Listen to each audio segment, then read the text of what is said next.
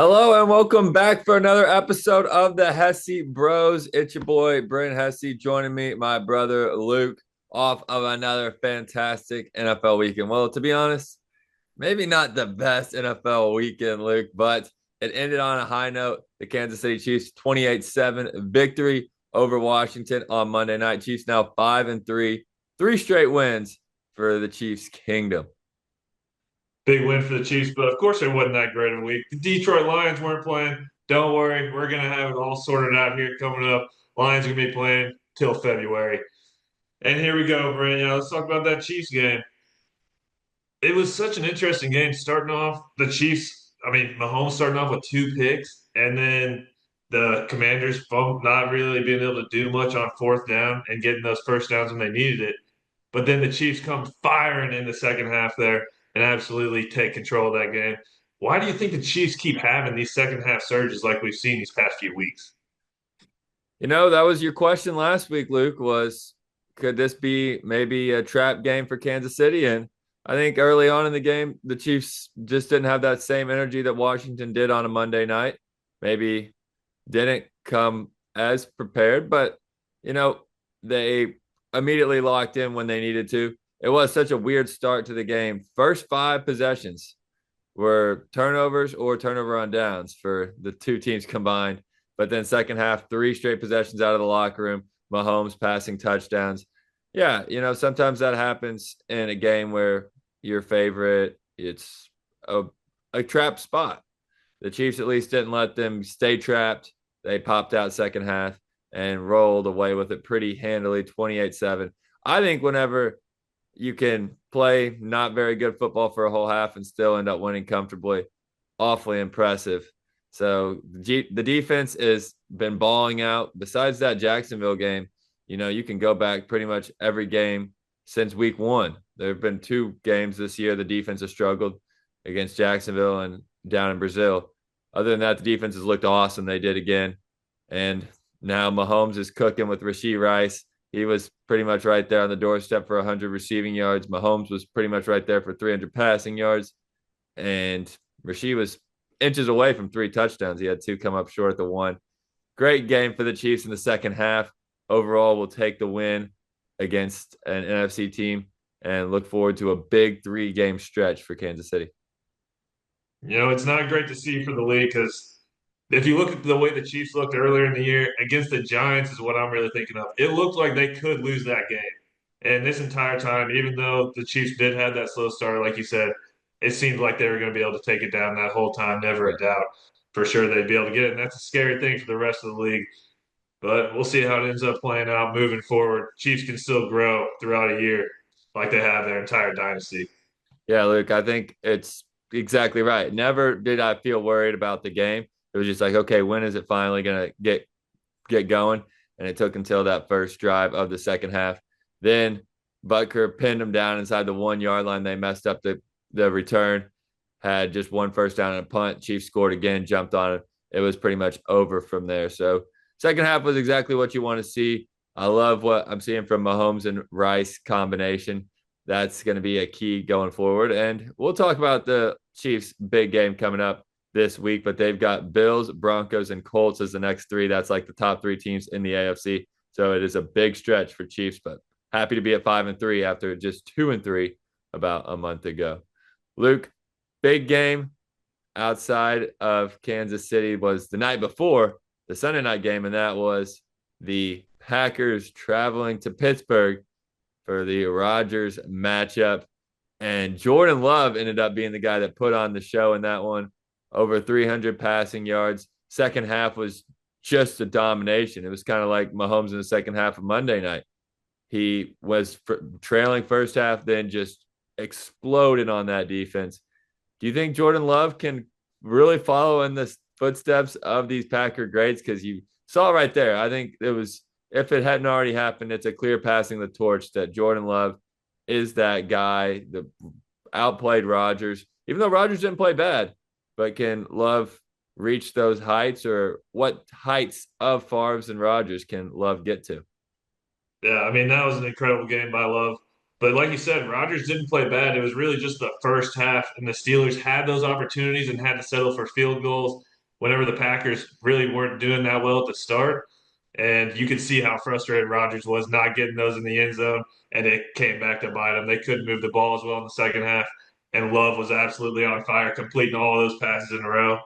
But yeah, I think certainly Jordan Love can have a similar career to Favre and Rodgers, mainly because he's with the Packers that top to bottom, they're just such a good organization, know how to run a football team, and they're going to continue to have great pieces around him. There's not going to be probably a single season where he's completely depleted as far as his teammates go on defense. I mean, they're going to be solid. And so there's no reason why he can't continue to grow. And some of those throws that he had, I mean, it's not good to see as a Lions fan. Him, the way he's fading away, and he's able to put his entire body weight into it on a dime to Romeo Dobbs on one of those was absolutely insane. And it just shows that, yeah, he's going to be around for a while.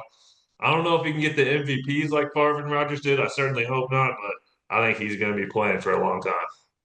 Yeah, I see the thing with Love, it's kind of similar to the Justin Herbert case for me, is that he's not consistent enough to put himself in those spots. Of course, he's only had a couple of years, but each time just as a wild card team, and that makes it harder in the playoffs. Then you don't play your best in the playoffs and you go home one and done. I Love has to be more consistent. You see those throws, even some of the throws against the Steelers. I was like, how is that not picked off? Or how is that not even close to picked off? Like the one to Christian Watson, where it looked like he just lobbed it right up into the middle and the safety took a bad angle at it. But sometimes he just makes those head scratching plays. I think he's got to play a little bit smarter. He's done a good job this year overall of doing that, but the consistency still isn't there from Love now. And let's be honest, those guys set a really high bar in Green Bay. To be able to replicate or even to come close to that would be a nice career in itself. So I'm still going to pump the brakes a little bit on Love, but he clearly showed on Sunday night, and probably, I mean, that might be fair to say the biggest game he's ever played in. Even bigger than the playoff games because the one year The when they beat the Niners game, I'd Cowboys, say. they made it to the divisional round. That's a little bit bigger, but bigger than a wild card game, I'd say. That he looked good. Well, I need to see it a little bit more, but I think he's definitely moving forward up my list of QBs this season because of his play. But he's got a ways to go. I'll tell you, it's nice to have a tight end security blanket though, and Tucker Kraft looks like he's going to be one of the best tight ends in the league for years to come. He was really impressive. Yeah, that was incredible what he was doing out there. That run after the catch. I do not want to be the guy trying to tackle him. He's an absolute dog. And yeah, this thing is the Steelers secondary has been getting torched all year, so you can't take too much from this. But we'll see how he keeps going throughout the year. Well, Luke, let's have some reactions to some of the other week 8 stuff we saw. And for me, the reaction was it's a bad weekend to be an old quarterback. The old guys got exposed. We've already talked about one of them, Rodgers. It wasn't really Rodgers' fault, but his defense let him down. We saw Rodgers and Joe Flacco go up against each other on Thursday beforehand. And Flacco ends up getting beat by the Jets. They mount a late comeback. Kirk Cousins gets thrown in last minute, and he was awful against the Dolphins. And then, of course, Mariota, he came back to Arrowhead 8 years after the Titans defeated the Chiefs in Alex Smith's final game starting for Kansas City in the playoffs. And Mariota could not get it done against the Chiefs this time. So those older guys, it's the passing of the torch. I mean, Cousins especially was really bad. And the Yeah. Bengals as a team were super disappointing after they looked like, okay, maybe they can get back in that AFC North race to give one up at home against the winless Jets. So those two especially, but not a good win. Not good for the Steelers who are dropping games and Washington who continues to drop games as well. The old guys they're looking for the retirement home quickly. Yeah, you can't put that one too much on Flacco, though. I mean, to have the Jets put up what 39 points Yeah. on your defense, I mean, that's just tough. That's just tough to overcome. Insane. But yeah, tough one for the old guys. My reaction, Brent. I kind of teased this a little bit last week, but I'm going full blown here. The Ravens are going to be making the playoffs. It seems inevitable at this point, even with a 2-5 record. I still think they've got it. I mean, look at this schedule coming up. They got Bengals, Steelers, Bengals again. I mean, you're telling me they can't win those three? They own those teams in recent years. And then you got Patriots will be a tough one, but like I don't know. Like I feel like this is all games they can win. Yeah, Dolphins coming up here. Like these are all games. The rest of their schedule is not that bad, and the Ravens are absolutely going to be able to get it done. And Lamar is coming back, and he's ready to fire. So I think the Ravens are going to be able to make it. You don't have to convince me, Luke. Come on. I was saying that even at the lowest point. I still said I thought the Ravens had a chance. Meanwhile, the Steelers and the Bengals both with ugly losses, and they just don't look like good teams. I don't see either one of those teams winning enough games to be able to keep that lead that they have currently. So, yeah, I mean, I still want to see Lamar get back. That was what I was worried about this time last week when we recorded this, is whether Lamar was even going to play or not. It seemed like he was going to, but I had my doubts, and unfortunately, it ended up being right. Now, they somehow still won, which I was not expecting them to do without Lamar. That even gives them more confidence. Yeah, I like the Ravens to make the playoffs, but that's honestly the only playoff spot I really think that isn't pretty much already locked in. It's so weird that we are not even halfway through the season, but it feels like exactly 13 teams have really separated themselves from the rest. Six in the AFC, with the AFC North having to get a winner, and then seven teams in the NFC already look clear. You've got in the NFC West, three teams. You've been saying three teams all season long. 49ers, Rams, and Seahawks all look great. Then you've got the Packers and the Lions in the North, and then the Buccaneers and the Eagles. Those seven look like they have completely separated from the rest of the NFC because those French contenders that we've been talking about, Washington was for a little bit. They've lost some games in a row. Dallas was for a little bit. They looked really bad on Sunday. The Bears had a chance to be that team. They lose. The Falcons had a chance to be in that team. They lose. The NFC looks like it's a complete split from the top seven to the bottom nine. And the AFC is pretty much the same way. You've got the Patriots and the Bills, and then in the East, you've got the three teams in the West, the Chiefs, the Chargers, and the Broncos. The Colts look like a clear team in the South, and then somebody has to win the AFC North. It's probably the Steelers or the Ravens, but either way, it's like the other six. We already know who the wild card teams are going to be. We don't know who's going to win the divisions, maybe, but it feels like you already know who the four, like out of the playoff teams. It feels like you know which 13 of them are already this year, Luke. And is my question, I guess, is it's still so early.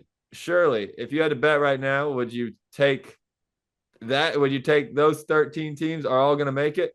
Or are you saying I mean, you don't know which one maybe or who's going to replace him, but it can't be this cut and dry this early in the season? I think for the NFC, I'd still stick with those seven for sure. I think, yeah, Packers and Lions definitely in those three. I've been talking about it all year, so definitely there. But AFC, I could see a team like the Texans or Jaguars sneaking in. It's because, they're going up against the Titans twice a year. And I could see maybe the Chargers or the Broncos fall off. I don't know if it'll happen, but to have all three of those teams in the AFC West make it in seems maybe like it won't happen. It's going to be tough, though. I could see one of those two AFC South teams sneaking in. Yeah, I think they're definitely seem like the biggest contenders at this point. I feel like it's going to happen, but if I think the team that I would be most worried about right now would be San Francisco, just because of all their injuries. Now, it does look like they're going to get Brock Purdy back either this week or next, but that defense is super depleted without Bosa and Warner, and they kind of got exposed a little bit. That was one of the best games Houston's offense has had. Houston's offense, they've only looked good against the Niners, the Ravens, and the Titans. That's not great company to keep defensively. So that would be the one team, but I don't really know a team in the NFC that's going to get hot. But there's still so many games left. It could be any of those that we mentioned. Could turn it around. I just don't know which one it would be between the Falcons, Bears, Washington, Cowboys. Who knows? Maybe Minnesota still. I would think Commanders they're getting Jaden Daniels back here pretty soon. They'd have a decent shot at it as well. But yeah, we'll definitely see. The Niners could fall off. It's just weird. It's you never expect this early in the season to already feel like you know who's going to be there come January. Absolutely. You definitely know at least like 10 teams that completely look like they're separated and are definitely looking good this year. And then moving on, talk about separating yourself. Jonathan Taylor, man, what a player. I mean, he's absolutely blown up. He's already surpassed 1,000 total yards, and he's certainly in the MVP conversation. We were talking about Bijan a couple of weeks ago and everything he was doing, and JT has just completely leapfrogged him in all categories. I mean, 14 TDs already. That's incredible in 8 weeks. Like, this guy is an absolute dog, and he's got the offensive line to do it for him. I mean, he likes dancing before he gets in the end zone too. The 10-yard line, you'll catch him dancing. I mean, it's so electric to see, and I just think he should be the leader for the MVP right now. You Really, think leader, you agree? Yeah, I think so. leader. Oh, he's up there. I do agree. He should be in the top three. It's hard to say. I think Mahomes is playing lights out. He had those two interceptions, but close to 300 yards and three touchdowns. We'll see where it goes. It's hard for a running back. Obviously, you saw with Saquon last year, but JT's on pace to beat those numbers, especially touchdown wise, because Saquon obviously got a lot of his touchdowns that Tush pushed away from him. Yeah, Jonathan Taylor is balling out. He's deservedly in the MVP race. The Colts have the best record in football. They're playing great. They absolutely deserve to have their difference maker, and that's Jonathan Taylor, be in the MVP conversation. So I don't hate that take at all that he's a favorite. I would say just because of the president of the position that wins that, it's hard to say he's a favorite right now, but he definitely is in the mix and deservedly so. And that's hard to do when you're not a quarterback. I think it's got to be it, Brent. But what surprised you the most from this past week? Well, look, what surprised me was my upset pick came nowhere close to winning, and that was the Cowboys. After the Broncos had played two good quarters in the last 12, really, they put together pretty much a great performance all throughout, and Broncos bullied the boys. Cowboys looked soft. They looked outmatched and overmanned on both sides of the ball. The offense that the Cowboys has been so explosive, they weren't able to do much against Denver. They got a few points. They got a short field early, could only capitalize into three, and then kind of played from behind the whole rest of the game. Meanwhile, the defense couldn't stop anything. Made Bo Nix look actually competent, which is hard to do. It's really hard to do. So I was surprised. Broncos, they showed their best complete performance since really early in the season.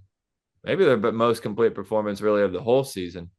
So yeah, I don't think the Broncos have put together a full game before they did Sunday, but they showed it that they play like that, then maybe they are at least somewhat of a contender in the AFC because they bullied Dallas big time.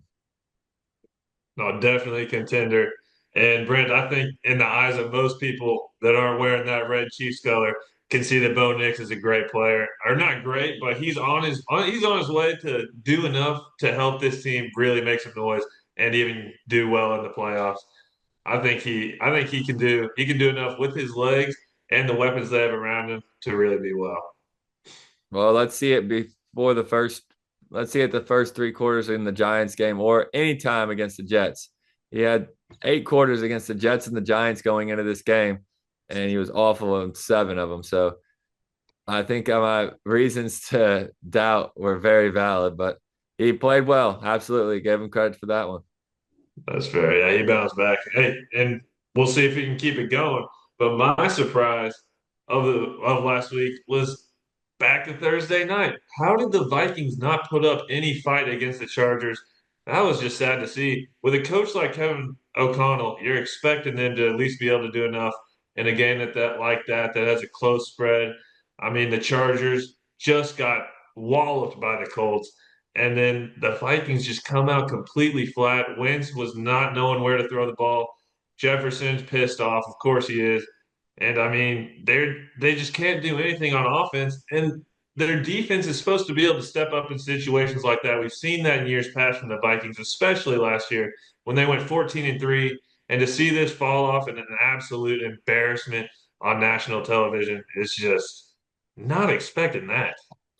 Yeah, I have two real takes from this game. The first one being that interception called incomplete pass just changed the whole entire game. It looks like the Vikings might get a pick six really early on.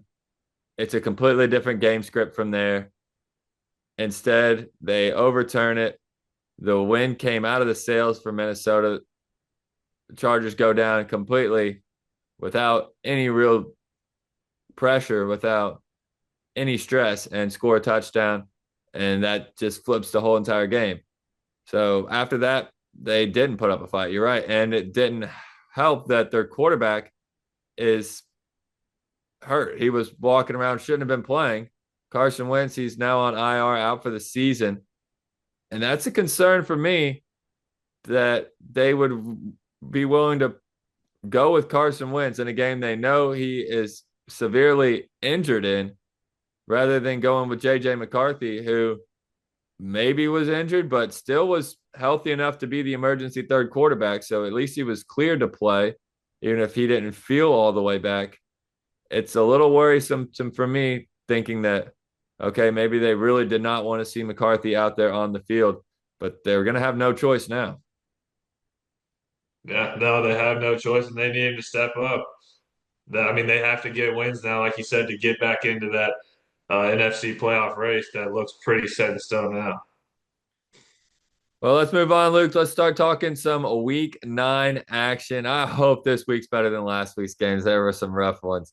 And Thursday night might not be the case, but it might just be good enough just to see Lamar back out on the field. We always appreciate watching great players play, and that should hopefully be the case this week. The Ravens are on the road in Miami. Dolphins coming off their best performance of the season, but still 7.5-point dogs. What are your expectations for Lamar in his first game back, if he does play? Yeah, well, I think they are saying he is expected to play, but they did say that last week. I think that Lamar just really needs to be able to throw the ball. That's it. I hope he can run, but as long as he's just getting back in his rhythm and being able to find those open targets, the Dolphins are not a defense that you need to be too worried about. We saw what they did to Cousins last week, but that's Cousins, and this is Lamar Jackson. I'm expecting big things from him, and I think the Ravens are really just like, how can this entire team not be so excited to have Lamar back and be ready to fire up for this game? They're going to be absolutely electric, especially on defense, coming off their best defensive performance of the year. And now they get this Dolphins team. They're really gonna be ready to go. And Lamar's gonna get them fired up. Big game. I think the Lamar, even just the thought of him coming back, has gotten this defense playing better in recent weeks. So absolutely. All Lamar needs to do is just be a leader out there. He's a great passer. He's one of the most accurate passers. He has a great passer rating in his career that doesn't even feature any running stats. And just being that threat, the Dolphins have a suspect defense both against the run and the pass. So you be that threat. And if it's a big Henry game, if it's just Lamar staying in the pocket for the most part, I think that's going to be plenty enough to win the day against Miami. So absolutely, don't ask Lamar to do too much, especially you'll be on a long week after that. You'll get kind of that mini bye after Thursday.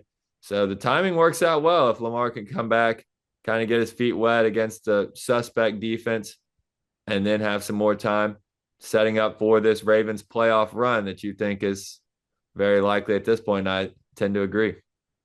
Absolutely. I can't wait to see it. I've been waiting for some Lamar Jackson. I know Ravens fans are going to love to see that too. Well, Luke, I know something else you're waiting for is making the trip up to Ford Field this week. You're going to be there for the game Vikings at Lions. You get to go with one of our other Hesse bros, SG.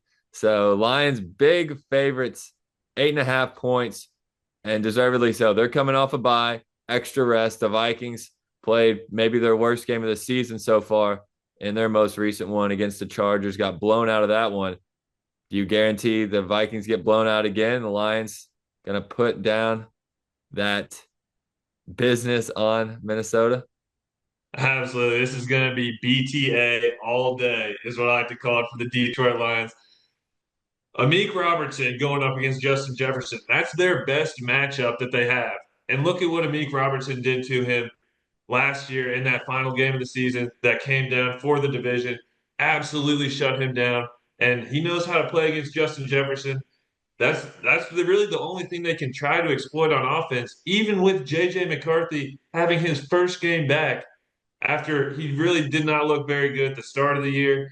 And I mean, this is what his fourth start of his career going up against this Lions team. Aiden Hutchinson that's ready to go. Aleem McNeil's back, and we saw how big of an effect that made against the Bucks last week. Baker looked all out of sorts. And what do you think JJ McCarthy's going to look like? And then turn around the other side of the ball. Detroit Lions offense still is not satisfied with what they've been doing this year. And they're after the bye last year, really that's when the Lions offense took off and became one of the best offenses we've seen in a long time. Was after that bye last year. We got a bye and now we're ready to fire. The offense is going to be ready to turn up. Lions, I mean, minus 8.5. Why don't we just make it minus 16 and a half? Boost that up a little bit. I know we're winning by at least three scores. Yeah, it's hard to argue with that one, Luke. The Lions, I think they're going to wagon these Vikings. Vikings have been kind of on a downward descent recently, and they are primed to go into the Lions' den, and I don't think turn out very well. So I agree. I'd take the Lions and the points in that one.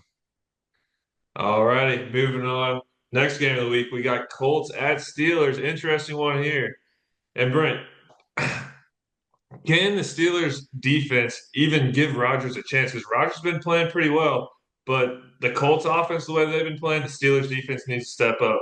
Will Rodgers even really have a chance to keep up with this Colts offense? I think he will because I think that the Colts defense is still beatable as well. The Colts, they've played really well defensively, but they've shown some cracks as well. I mean, even last week, Cam Ward was able to throw the ball on him a pretty good amount, although they got out of hand early. But the Steelers, like you said, this week, they just were having to settle for field goals. They weren't taking advantage in the red zone. And that's going to be tough, especially when you know your defense is very susceptible on the backside. But I think that they can at least play with them. They're at home. We've still yet to really see Daniel Jones in a road environment. Now, I know that it was loud in Pittsburgh with Green Bay fans, but those fans will travel. Steelers fans do have a great fan base, and I think they still should have some belief in this team. They're still top of the division. They should show out. Let's think about it. The Colts, their biggest road games this year have been against both LA teams. We know that's not really the home field advantage that some other places are around the league. Now it's an outdoor game, a colder weather team with a quarterback that's not has not proven. Daniel Jones is having a great year. Don't want to take anything away from him because he's exceeded pretty much everyone's expectations and what he's done with this Indianapolis offense.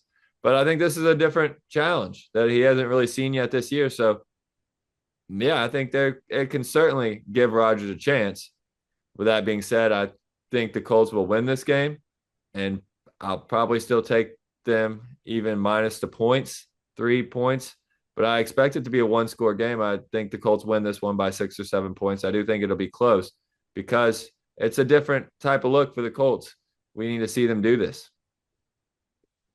Yeah, and that's fair. That's been the storyline for the Colts all year long. Next week, are we going to see it happen? Are we going to see it happen again and again and again? Just we're not expecting it from them. And this week, I am expecting it from the Colts. I think they'll be able to win this one by a couple scores because the Steelers secondary just is not that good. And Daniel Jones, as long as the environment doesn't play too big of a role, like you're saying, that could be something that why this line is +3 instead of like a plus 5.5, +6, something like that. That environment could be tough on him. But if he can weather the storm there, which I don't know why he wouldn't have the confidence to be able to do that. I think the Colts are going to be able to win this one pretty handily and have a big game out of those receivers that I like a lot. Like we've been saying, how good their weapons are, how even they are, and are able going to be able to get this one done. All right, we will see. I'm definitely intrigued by that game. I'm still taking the Colts, but I'm just want to express just a little bit of concern just in this matchup in particular. Gotcha. All right, and then moving on, we got the Broncos at the Texans -1.5 game with big AFC playoff implications, like you were talking about earlier. It's the team I said might be able to sneak in there, maybe over a team like the Broncos. But Brent, who do you think can come out on top? We know how good the Texans defense is, and the Broncos offense is surging right now. Which one's going to get the better of the other? Oh, this is a very easy question for me, Luke. And the defense, of course. The Texans defense has been one of the best in the league over the last few weeks, really all season. The Texans defense is going to dominate the Broncos offense. The concern though is the Broncos defense might dominate the Texans offense even more. This game has all the makings of like a 10-9 slobber knocker. Yeah, I wouldn't want to start a fantasy guy on either one of these teams this week. I don't even know who I think is going to win. I mean, I'm be rooting for the Texans. Don't get me wrong. I need the Broncos to drop a game in the AFC West race, but probably the Broncos win this game like 12-11, just like they did against the Jets. But Broncos offense will do nothing. Texans offense will probably do even less. That would be my answer. What about you, Luke? You really think one of these offenses can beat the other's defense? Yeah, I think the Broncos are going to be able to get this one done. The Texans are just such a tough team right now because I feel like their offense has been the most inconsistent all year. Maybe of any offense, maybe the Falcons, you could say, is another team like that, but just so inconsistent. Stroud's play, and especially with not having really much of a run game at all for them. I can't see them really doing much against this Broncos defense, and I can see the Broncos putting up enough points. Maybe Bo Nix makes a few enough good plays. We've seen the Texans defense be really good, but they've also, especially early in games, been able to not really be ready to go and give up some points early. So I think that's the way the Broncos can really attack in this one. We're both on Broncos in this one. I hope I'm wrong. Yep. All right, and moving over to the game of the week. All of America's getting this one. At 425 in Buffalo, we got the Chiefs at Bills. We see it every year in the playoffs and in the regular season. And Brent, the big question for you as a Chiefs fan, if you were the Bills, how would you try to exploit Kansas City this game? Make Josh Allen be superhero, really. You got to tell him put the ball in his hands. Of course, the James Cook, you've got to let him run the ball a lot. Try to establish that run with James Cook. But the Chiefs, their strength is the run defense, especially the running backs, that linebacker core that Kansas City has. Nick Bolton, Leo Chanel, Drew Tranquil, they are great against the run. Chris Jones up front. But then it's about those third downs, those big plays where Josh Allen, he's got the opportunity to run it, throw it, put those same linebackers that are great in traditional run game to the test, trying to cover a back out of the backfield or trying to keep with Josh Allen as a quarterback spy, things like that. It's got to be stay within the downs, then trust Josh Allen and plays like that he can make the plays. Of course, he's capable. And then on the other side of the ball, that's the problem, though, because I don't know what the Bills can try to do defensively against the Chiefs. You just have to hope that, I don't know, Kareem Hunt fumbles the ball or that it pops off Kelsey's hands again, because that Chiefs offense is absolutely dialed in, and the Bills defense is very bad. They are got holes everywhere. Now Ed Oliver is out as he got injured last game, and he's going to miss this week and maybe be on IR. It makes a Bills defense that's already been banged up and was already weak going into the season even weaker. So for the Bills, I guess it's ball control. You try to just keep Mahomes on the sidelines with running the ball, even though that's a tough task against the Chiefs. And it's going to be a lot of Josh Allen having to run the ball, I think, because when your defense is on the field, you just have to say some prayers and close your eyes. Yeah, it's going to be tough for the Bills. Yeah, I don't think there's any way that they can try to exploit the Kansas City offense like you're saying. I mean, it just looks too good right now. And Pacheco started getting going then their pass game against the Commanders last week too. So, I mean, if that's working at all, I'd say that's their only chance is just force Mahomes to throw the ball. But then that's already what he's going to do, and it's probably going to work out for him. It's just going to be a tough one. And this kind of brings up a point where a couple weeks ago when the Lions played the Chiefs, the Lions elected to take the ball first because they knew we just got to get a lead and try to keep it. I think that's what the Bills have to try to do in this one. That's the only way. Put up more points than the Chiefs and just do it right off the bat. Because like the Chiefs have gotten off to some slow starts offensively, we've seen that. But then in the second half, they're ready to go. You cannot give them a lead going into the second half, or it will be over. I think that's a fair point. I agree. It's interesting because the Bills seem to always win this regular season matchup, right? The difference this year to me is this is one of the first ones that the Chiefs need more than Buffalo. Now, Buffalo, they need it almost as bad. They're right in that hunt with New England. Usually, one of these teams has already kind of separated themselves in the division. This time last year, the Chiefs, the talk was if they're going to go undefeated when they played Buffalo. They were already 10-0. The division was safe. Now, the Bills, once they got the win, thought, okay, maybe Buffalo can get the 1 seed from Kansas City and they'll drop to the 2. That didn't obviously end up happening. But the Chiefs need this win now. They don't want to drop to 5-4. And with the Broncos already ahead of them in the division race and the Chargers having the tiebreaker over them right now. So the Chiefs are much more hungry for this win than normally in the regular season. But that still being said, I think this is the weakest the Bills have been in several years just because that defense, while they've had their falls in the playoffs, have been a great regular season defense over the last 4 or 5 years. This year, that's not the case. I think Kansas City wins this game, but it wouldn't surprise me if the Bills win just because they always do in the regular season. I think, though, this is the weaker. This is the Bills are the team with way more holes right now, and I expect Kansas City to win, being the hungrier team and the team that needs it more right now. Yep. And I think like you said at the beginning, it's going to come down to if Josh Allen can be Superman. If he does, the Bills will certainly have a chance to win this one, like they usually do. They always have a chance to beat the Chiefs. It's always a close game, and there's a probably good chance we're going to get another close one between this crazy rivalry. Who are you on? You taking Chiefs or Bills? I'm gonna go with the Chiefs. Good answer. Good answer.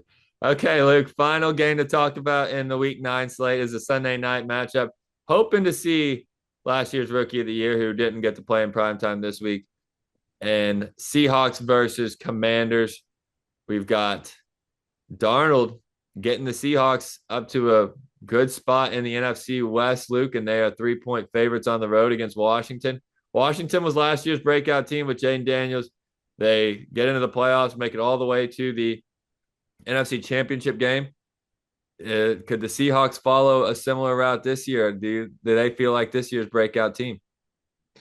It certainly looks like it could be heading that way. Not a lot of people had them, and it's because of their quarterback. It's kind of like they're the NFC breakout this year, and the other side is the Colts are obviously the AFC breakout, and it's because people didn't trust in their quarterbacks. It's starting to come around on these guys that, yeah, Sam Darnold, he knows how to play, and he can get the ball to one of the best receivers in the league, JSN, an absolute dog. So their offense has it going, and that Seattle defense, Mike McDonald, he's got them boys ready to go too. So the Seahawks I think, are the breakout team this year. I could see them making it into that NFC Championship game, at least to the divisional round, winning a playoff game. Yeah, I think winning a playoff game might be the ceiling for them, but it's just because there's no other. It's hard to really call the Niners a breakout team just because they missed 1 year when they've been a staple in the NFC playoffs. Then the other teams have all done it, been there, done that. You've got the Rams, the Lions, the Packers, the Eagles, even the Buccaneers have all either been to a divisional or conference championship game in the last couple of seasons. So yeah, they are that team this year. And it's pretty funny that you talk about Darnold and Daniel Jones, and both of them were on the Vikings roster. at this time last season. Now neither of them are, and are both popping off. And the Vikings could certainly use both of them, I feel like. Absolutely. In that game, I hope Jane Daniels comes back and plays. I still think that Washington has too many flaws, and Seattle wins on the road regardless. I don't think so. I think if Daniels plays, I think the Commanders are going to be ready to go in this one. There was a lot of good glimpses I saw last time against the Chiefs, and I think that they're going to be able to get it done. The Seahawks, while I do think that they are a really solid team and they can make some noise later in the season, this is going to be a tough game going all the way across the country against the Commanders, who are desperate. Like we were talking about earlier, they need these wins to have a chance to get back into that playoff picture. And Daniels is going to be ready to go. If he's healthy, if they say he's ready to go, I think they can get this one done. Give me the Commanders if he plays. All right, I like it, Luke. I like it. Well, that's an upset, but that's not your official upset pick here this week. Last week we struggled, I think it was fair to say, on our picks all around. So let's just wipe the slate clean, Luke. What's your upset pick this week? This week, I'm going to Monday Night Football. Arizona Cardinals at Dallas. We just saw Dallas lose last week, and their defense is just completely terrible. And the Cardinals really are just being getting real unlucky this year. In all five of their losses, they've lost by one possession, and it really was even closer than one Yeah. possession. Like it was this one play, really, on every single one of those games. They could easily be having a winning record right now, and this line would be the Cardinals are favorites. I feel like the Cardinals are, they're starting to get their offense going. Their last two losses were against the Packers, who are a really great team, and the Colts, who, I mean, they really gave them all that they could handle in Mhm. the Colts Stadium. I mean, the Cardinals, I feel like coming off the bye, this is one they have to have, and they're going to be able to get it. Yeah, you talk about Arizona, and I love it, Luke, because the Cardinals were my pick going into the season. So of course that's an easy one to convince me of. I'm off the Cardinals to make the playoffs train just because they've lost all these close games, but they've been right there in every single one, and it's been pretty agonizing to say the least for Arizona. Dallas has a lot of flaws. Arizona coming off the rest. I like it, Luke. You're not going to have to convince me, take too much convincing for me to take those sneaky Cardinals. I figured it wouldn't take much for you, Brent. And what's your upset this week? My upset pick is a place I wouldn't go very often here. One of my most hated teams, but we're going to the desert and Sin City, Las Vegas Raiders against the Jacksonville Jaguars. Raiders are 3.5 point home dogs against the Jaguars, and the Raiders have not been great. Let's be honest. Gino, though, he's gonna fight and he's gonna try his best. This Jaguars team, I think they've been living a little off smoke and mirrors, off of a lot of key interceptions, turnovers, takeaways that have changed games for them. So if Gino can just take care of the ball, I think he's veteran quarterback enough to be able to do that, especially at home. They're coming off a bye. Both teams are coming off a bye here, so it's an interesting spot. But the difference is the Jaguars are coming off a humiliating game in London. They got blown out by the Rams. You know, it's easy to forget that one. It was an early morning game. Rams are a good team, but when you're a team that's coming off a bye and you have to get that stuck and taste in your mouth for a while with a young coach, it's his first year head coach. This is new for him. Okay, how to get a team ready off a bye. Meanwhile, Pete Carroll, he's used to this. He's experienced. This is normal for him. Plus, the Raiders are at home. The Raiders have played pretty well at home this year. They only lost to the Bears by 1 point at home. They've won at home this year. They're playing well at home. Meanwhile, Jacksonville, they play better at home than on the road as well. I think off the bye could tilt in the Raiders' favor here in this one.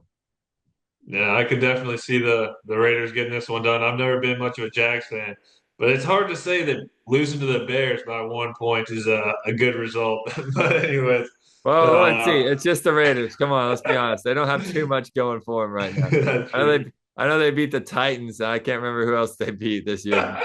You know, I mean, the Raiders aren't. Oh, they beat the Patriots week 1. Yes. Yeah, Yeah. yeah, that's But it's football. So yeah, after watching my lock of the week last week, Cincinnati lose to the Jets, why not take the Raiders as my upset pick? fair enough. Alrighty, in my lock this week, talk about locks. The LA Chargers are going to Tennessee, and a team this week is playing the Tennessee Titans. The spread is less than 10 points. I mean, come on, that's a free lock. Chargers are gonna beat down the Titans. The Titans are just so bad. Like, it's unbelievable. The Colts were a free lock last week, absolutely demolished them, and the Chargers are going to be ready to do the same thing here. No reason to let the foot off the gas in this one. Yeah, I tend to agree. The Titans, their only win came when there was just a comedy of errors for the Cardinals. Yeah, the Chargers are a buttoned up team with Harbaugh.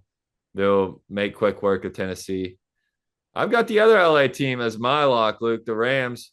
The Saints are finally letting the Louisville boy take some snaps. Tyler Shuck is going to get the start, but I don't expect it to go too well for him. The Rams are coming off a bye. They're a really good team. It's a tough first start. The Rams are 13.5 point favorites. That's a lot of points. I still think they'll probably cover that number, and they're definitely going to win an easy win against the Saints. Certainly. And moving over to our props this week. And I got one that I did not think I'd be throwing in at the start of the year. I didn't think I'd have very many Daniel Jones overs, but here we are, and it seems pretty free to me. 237 yards over against the Steelers. Like I said, I mean, they made Jordan Love look like such a great quarterback, which he is solid, but I feel like this is one where they're going to really just be able to unleash him. Rodgers is going to be able to put up points too in this one. So I think it'll be somewhat of a shootout. And we already talked about it, but yeah, Jones is going over. Which is why I like his running backs under in this game. Jonathan Taylor, yes, he's an MVP candidate and he'll probably score another touchdown or two. But his over under is setting at 100.5 yards, an insanely high number, which he's hit 3 out of 7 games this season. But he's played the Titans twice. So you take out those two, he's only hit it once in a game where, like you said, the pass defense is so bad for the Steelers. That's where they're going to be able to take advantage. Even Green Bay, they weren't able to get the run game going with Josh Jacobs all that well. They did it through the air. And I think that the Steelers at least keep it close enough to where they're having to look to score and extend leads and not just running out clock, where we see that. Then it's easy for Taylor to get this 100. But 100 is a big number. And you just kind of have to, the hype train is at its highest. Let's just pump the brakes. He could easily have 80 yards and 2 touchdowns and still be right there in the MVP candidacy. But that's a big number. I'll take the under because of a lot of the reasons you said why Daniel Jones is over so good. I like it, Brent. We got Hesse Brothers Wombo Combo, same game parlay. Yeah. And if you're feeling frisky, throw in Michael Pittman Jr. touchdown too while you're at it. I got a good feeling about that one. Is that our new segment we need to have? The Hesse Brothers Mambo Wombo SGP. I think that might be it. We might have just came up with it. All Hopefully, right. we hit on our first one. Yes. Well, this is a segment that we do love every single week, Luke, and it is time for the 12 pack. Break out those liquids. Get your thirst quench because we're putting down 12 of them quick. Luke, you've got to power rank the 12 best teams in the NFL today. I love it. We all love a good 12 pack. And this first can getting pulled out of the 12 pack is a spicy one. I'm going at number 12 with the Baltimore Ravens. These are the top 12 teams right now in the league, and any team outside the top 12, I'd pick the Ravens over. At number 11, I'm going with the Chargers. They're a really solid team coming off a big win against the Vikings. And, they got a great coach, great quarterback. Hard to drop them lower. Now it is, I mean, it's a lot of teams bunched up in here. We've been saying it all year. Coming up at number 10, we got Buffalo Bills. We'll see what they can do against the Chiefs this week. But having Josh Allen, you got to be in the top 10. Number 9, the team that beat them just a few weeks ago, New England Patriots. Drake May's really starting to step up. We didn't talk about their game against the Browns last week because he wants to talk about the Browns, but now Patriots are looking pretty solid and get some running game going there too. At number 8, this is the team no one wants to even watch, the Philadelphia Eagles, but they are starting to get it together on offense a little bit these past few weeks, and I wouldn't be surprised if they keep that rolling the rest of the year. That's a team you really don't want to face. At number 7, I'm going with the Seattle Seahawks. I think they would be able to beat the Eagles if they played them tomorrow. And Sam Darnold, he's turning up. We've been talking about it. And Jackson Smith and Jake, but I really can't say enough about what he's been able to do too, leading the league in receiving yards. An absolute breakout year for him, and just looks like going to be a great player for years to come. How you feel about those first 6, Brent? Luke, I love adding the spice, but it's like this isn't a beer that's meant to be spicy. It just throws it all off because we've talked about it. That I think the 13 teams have clearly separated themselves from the pack. I'm thinking, okay, the 49ers are probably a team you don't have in. Makes sense. They're coming off a loss with some injuries. But which of those other 12 did you not include for the Ravens? And if I have to guess you've for some reason not been on the Bucks all season long. I haven't heard their name being called yet. You're telling me right now you think that the Buccaneers would, if it was Bucks Ravens this Thursday, I don't care which place it's being played in, you would take the Ravens without seeing Lamar on the field yet. This defense, okay, they played 2 good games in a row, but we've seen what they've done throughout a lot of the season. That one I just have a hard time buying. I would take him. I think the Mike Evans injury is huge. Chris Godwin's still out. And Baker Mayfield, we've seen him in his heroics. It's been great to see on TV and be able to see what he can do. But I just don't think it's very sustainable for that team. I think they got really exposed by the Lions, and the Lions are a great team, but didn't even really have we had a great game on defense, but not an offensive explosion. Still was able to beat them by 15. And I can't get behind them. It seems like the same Buccaneers team I've been seeing for the past few years, and it's just not doing enough for me to be able to get them into that top 12. Against the 2-win Ravens. Yeah. The only With other Lamar issue I Jackson. have with this bottom 6 is the Eagles. They're the defending Super Bowl champions. They looked better the last couple of weeks now. They deserve a spot in the top 5, no doubt about it. All righty. Well, going into number 6, I got the LA Rams coming off the bye. The way Devontae Adams was able to step up when Puka was out, it makes me a lot less worried about Puka's injury, and he'll be back. So, yeah, I mean, they're just got such great weapons. Number 5, we got the Broncos. I mean, maybe one of the best offense and defensive combos. I know you don't believe in the offense, but they've shown the ability to be really explosive. And if they can get cooking here late in the year, they're a team to watch out for. Number 4, I'm going with the Packers. Just really kind of under the radar with that tie against Dallas. You know, people aren't talking as much about them, it seems like, but no, they're a really solid team, and they're going to be a tough out whenever you play them for sure.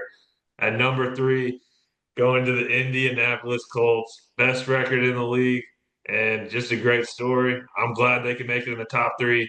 But we all know who the top 2 teams are, Brent, and we know who's number 1. Number 1, Detroit Lions. Number 2, Chiefs. I mean, the Lions are the best team. The Chiefs' offense has been showing a lot, but the Lions' offense has, I think, a higher ceiling than the Chiefs' offense does. And the defense is good. The Lions' defense is just touching the surface as far as getting their players back, getting their full defensive line, and really what we missed out on late in the last season. I'm real excited to watch some Lions football coming up. Yeah, that Lions offense, it's got a really high ceiling, Luke. If Jared Goff could have just gotten set, they could have broke 20 points at Arrowhead. So. Yeah, it gives the rest of your list the credibility it deserves, Luke, to have Lions over Chiefs. Overall, it's not bad, but Eagles and Broncos should be flipped, and Bucks should be in for Ravens, and obviously Chiefs should be above Lions, but didn't expect that one to go my way. So I give it a D for decent.